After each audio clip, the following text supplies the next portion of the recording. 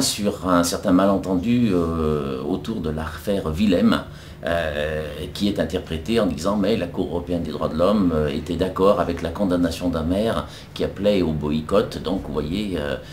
le droit est fait et les condamnations vont tomber. Bon, alors ça c'est une lecture qui n'est pas seulement approximative, qui est fausse, et il faut déjà bien recadrer le thème. Willem est poursuivi en tant que maire et non pas en tant qu'homme politique, en tant que militant, et c'est pas non plus le conseil municipal qui avait délibéré, c'est sa décision en tant que chef d'exécutif de la ville, et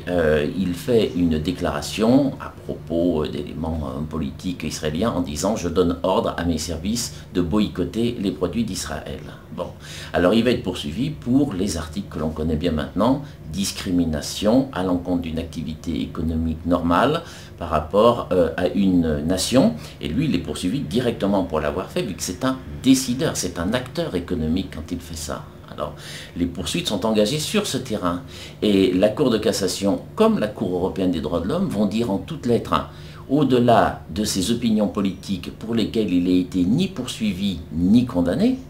il y a la situation d'un maire, chef de service d'une municipalité, qui est tenu à une certaine neutralité et qui a pris des mesures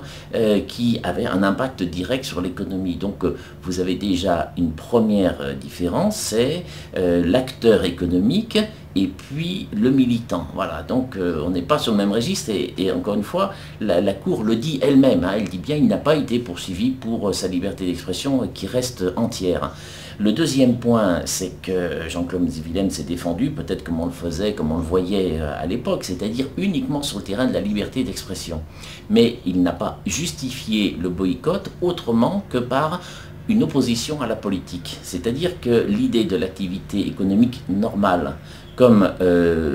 économie qui soutient l'exploitation économique des territoires occupés, c'est un débat qui n'est pas rentré dans cet arrêt, vous voyez. Donc